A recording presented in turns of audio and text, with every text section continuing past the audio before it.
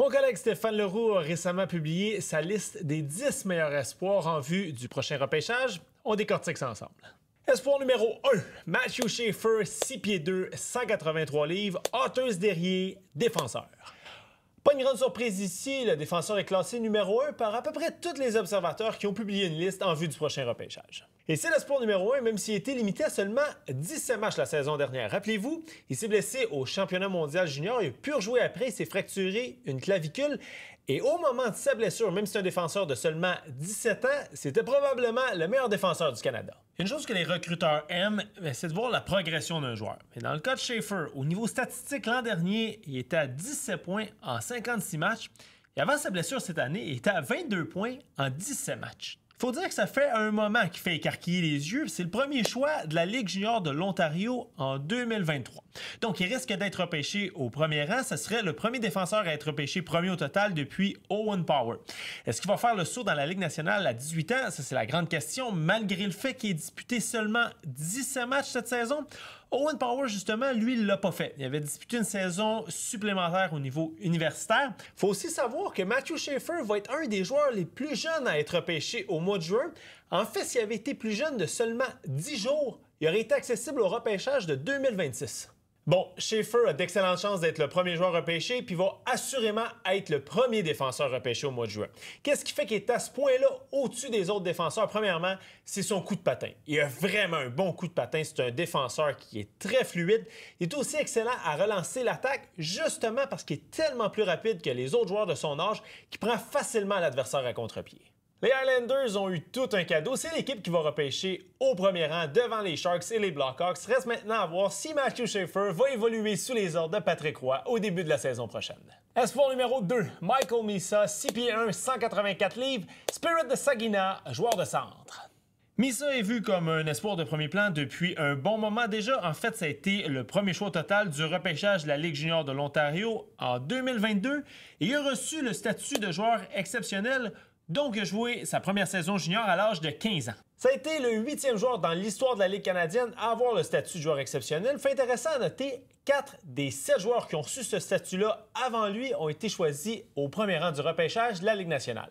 Puis on avait raison de lui donner le statut de joueur exceptionnel parce qu'à 15 ans, il a obtenu 56 points en 45 matchs. On parle d'un solide espoir au repêchage de la Ligue nationale. Quand quelqu'un est capable d'obtenir au moins un point par match à 16 ans, lui, il l'a fait à 15 ans. Si sa saison de 16 ans est un peu décevante, ben il s'est vraiment bien repris à sa saison de 17 ans cette saison avec une récolte de 134 points. C'est un sommet dans la Ligue canadienne. Il y a eu la 5e meilleure récolte pour un joueur de 17 ans dans l'histoire de la Ligue junior de l'Ontario, devant des joueurs quand même comme Dylan Strome, Mitch Marner et John Tavares. Et malgré tout ça, malgré des statistiques aussi impressionnantes, il n'a pas été en mesure de se tailler une place avec l'équipe Canada junior à 17 ans. Bien entendu, Michael Misa, c'est un joueur qui est à peu près capable de tout faire en zone adverse, mais il se distingue d'abord par son sens du jeu puis par son intelligence en zone adverse. Espoir numéro 3, Anton Frondell, 6 pieds 1, 198 livres, Djurgårdens en Suède, joueur de centre. Il a obtenu 25 points en 29 matchs, mais il faut faire attention ici, il évoluait dans la 2e division suédoise, donc pas la SHL, qui est le meilleur calibre en Suède. Puis à titre de comparaison, des joueurs comme Leo Carlsson, Moritz Seider ou Lucas Raymond, eux, évoluaient en Swedish Hockey League, la SHL, lors de leur année de repêchage. Frondell, c'est un joueur qui est déjà quand même assez mature physiquement, comme en témoigne ses 198 livres, ce qui explique peut-être pourquoi il n'a pas joué en SHL cette saison, c'est que c'est un des joueurs les plus jeunes qui va être repêché en juin. Il a eu 18 ans seulement le 8 mai. En fait, il a commencé la dernière saison au niveau junior suédois.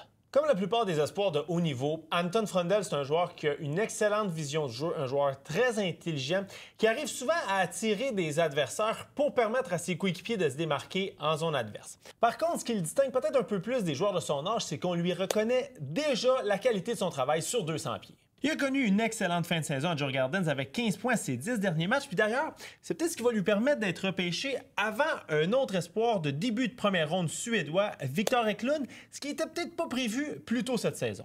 Espoir numéro 4, James Higgins, 5 pieds 11, 176 livres, Boston College, joueur de centre. Ça reste un espoir de très grande qualité, mais sa cote a peut-être un petit peu descendu parce que c'est un nom qu'on entendait souvent l'année dernière pour être un premier choix au total. Avec Boston College, il évolue avec 12 joueurs dont les droits appartiennent à une équipe de la Ligue nationale, dont l'espoir du Canadien, le gardien de but Jacob Fowler. Higgins évoluait peut-être dans le meilleur trio de toute la NCAA avec Gabriel Perreault et Ryan Leonard. D'ailleurs, les deux joueurs ont goûté à la Ligue nationale après leur stage universitaire. Il a terminé avec 37 points en 35 matchs, ce qui est une bonne production, mais peut-être pas exceptionnel pour un joueur pressenti dans le top 5 d'un repêchage de la Ligue nationale. À titre de comparaison, à l'année de repêchage, Macklin Celebrini a terminé avec 64 points en 38 matchs avec Boston University, puis Adam Fantilli avec 65 points en 36 matchs avec Michigan. Mais en même temps, des joueurs prometteurs comme Will Smith et Ryan Leonard, eux jouaient avec l'équipe nationale américaine de développement à leur année de repêchage. Il a vraiment connu un bon championnat mondial junior avec l'équipe américaine en étant le premier centre de l'équipe, utilisé plus de 20 minutes par match, terminé avec une récolte de 9 points en 7 rencontres et il a aidé l'équipe américaine à gagner la médaille d'or pour une deuxième année de suite. C'est vraiment un fabricant de jeu. C'est un excellent passeur, puis quand on le regarde jouer, on voit qu'il est issu de cette génération-là de joueurs américains, des joueurs de finesse un peu à la Trevor Zegras ou Jack Hughes. Espoir numéro 5, Caleb Desnoyers, 6 pieds 2, 178 livres, Wildcats de Moncton, joueur de centre. Comme on l'a vu avec Schaefer et Mesa, Caleb Desnoyers est aussi un espoir de premier plan depuis longtemps. Lui ici a été le premier choix au total au niveau junior dans la LHJMQ en 2023. Caleb Desnoyers, c'est un habitué des grands événements. Au niveau M18-3, avec Saint-Hyacinthe, il a remporté le championnat.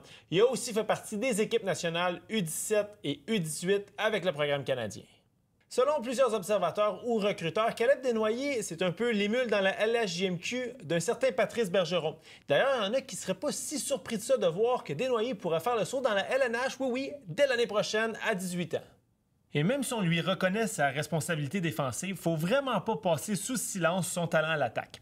À preuve, il a fini au 5e rang des pointeurs de la LHJMQ avec 84 points en 56 matchs. Puis en série avec les Wildcats, il est dominant. En fait, c'est le meilleur joueur de l'équipe, même si, c'est important de le noter, c'est le seul joueur de 17 ans dans l'équipe. Caleb, c'est aussi le frère d'Eliott Desnoyers qui a été repêché par les Flyers en 2020 en 5e ronde et qui avait réussi à représenter le Canada au championnat mondial junior. Et d'ailleurs, si Caleb Desnoyers effectue pas le saut dans la Ligue nationale très rapidement, il pourrait lui aussi participer au tournoi du temps des fêtes. Espoir numéro 6, Jake O'Brien, 6 pieds 2, 172 livres, Bulldogs de Brantford, joueur de centre. C'est un des plus jeunes joueurs de la QV, il va avoir 18 ans au mois de juin. Il va assurément continuer de mettre de la chair autour de l'os parce qu'il pèse seulement 172 livres et il mesure 6 pieds 2. C'est aussi un joueur qui a eu une progression marquée. Il est passé du 8e rang au classement nord-américain de la centrale de recrutement de la LNH à la mi-saison au 4e rang au classement final. Selon son entraîneur-chef, Jay Mickey, c'est un joueur qui possède un QI hockey élite. C'est son entraîneur-chef, mais quand même. Évolué avec Nick Lardis, le meilleur buteur de la Ligue junior de l'Ontario avec 71 buts. Lardis était quand même un choix de 3e ronde en 2023 des Blackhawks. Et O'Brien, c'est une machine sur l'avantage numérique. De ses 98 points récoltés cette année, il y en a 50 sur l'avantage numérique, donc plus de la moitié. Et ça, évidemment, c'est un sommet dans la Ligue junior de l'Ontario. Espoir numéro 7, Victor Eklund, 5 pieds 11, 161 livres, Djurgårdens en Suède, ailier droit. Oui, 161 livres. Disons qu'il n'est pas gros. Il évoluait dans la même équipe que Anton Frondel, dont on vous a parlé un peu plus tôt. C'est aussi le frère de William Eklund, choisi 7e rang au total en 2021, qui évolue avec les Sharks. Victor Eklund est ce qu'on appelle dans le jargon du hockey un late, ce qui est à dire qu'il a joué sa saison au complet à l'âge de 18 ans. Si on vous a présenté plusieurs fabricants de jeux depuis le début de ce classement, mais Victor Eklund, lui, c'est d'abord un tireur. Il a terminé sa saison avec 19 buts, 12 passes, 31 points en 42 matchs. Et surtout, il avait un pourcentage de réussite de ses tirs de 17,1 % dans un circuit où la moyenne est environ 10 %. Son style de jeu et surtout sa façon de décocher rappelle un peu Philippe Forsberg qui évolue avec les Prédateurs. Il a représenté la Suède au plus récent championnat mondial junior alors qu'il venait récemment d'avoir 18 ans, mais il a connu un bon tournoi avec 6 points en 7 matchs. Eklund et Frondel sont assurément les deux meilleurs espoirs européens à l'attaque. Ça va être intéressant de voir lequel des deux va être repêché en premier. Espoir numéro 8, Radim Mertka, 6 pieds 6, 207 livres, Thunderbirds de Seattle, défenseur. C'est le deuxième et dernier défenseur de ce top 10. Il a commencé la saison en Tchéquie avant de rejoindre les Thunderbirds de Seattle où il a terminé la campagne avec 35 points en 43 matchs quand même. Comme le démontrent les statistiques, oui, il a certaines habiletés offensives de toute évidence, mais c'est surtout pour son jeu défensif qui va s'établir dans la Ligue nationale. Sa principale force, c'est son coup de patin. Et ça, c'est assez rare de voir un défenseur de cet âge-là, avec ce gabarit-là, être un patineur aussi habile et aussi fluide. C'est aussi un défenseur droitier, ce qui est à ne pas négliger et est une valeur ajoutée pour les équipes de la Ligue nationale. Il a aidé la Tchéquie à remporter la médaille d'argent à la dernière Coupe Linka Gretzky en 2024 et joue quand même 21 minutes par match. S'il y a un point qui pourrait peut-être améliorer, et ça a été un enjeu quand il est arrivé dans les patinoires plus étroites en Amérique du Nord, c'est sa prise de décision quand il est sous pression et qu'il a la rondelle. Espoir numéro 9, Porter Martone, 6 pieds 3, 208 livres, Steelheads de Brampton, et ailier droit. Petite dégringolade ici. Un joueur quand même un peu plus vieux que la majorité des autres joueurs accessibles au repêchage.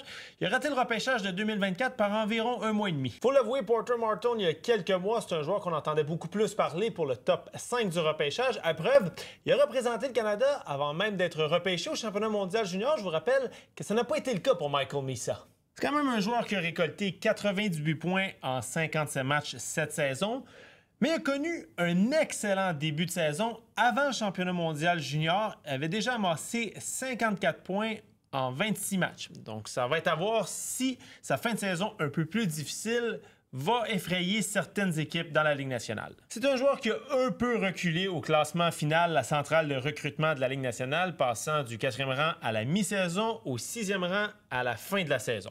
Il possède un excellent tir, un bon sens du jeu, des bonnes mains aussi, mais il n'a pas un coup de patin à tout casser, ce qui peut quand même être normal pour un joueur de son gabarit à 18 ans. Espoir numéro 10, Brady Martins, Greyhounds de Sault-Sainte-Marie, 6 pieds, 178 livres, joueur de centre. Il a connu une bonne saison avec 72 points, 57 matchs. Ce que les équipes vont surtout apprécier, c'est l'amélioration entre sa saison à 16 ans et 17 ans. Parce qu'à 16 ans, il avait obtenu seulement 28 points en 52 matchs. Quand on vous dit qu'il y a eu une grosse amélioration dans son jeu, bien, à la mi-saison, il était au 17e rang du classement de la centrale de recrutement de la LNH et terminé au 11e rang sur cette liste-là.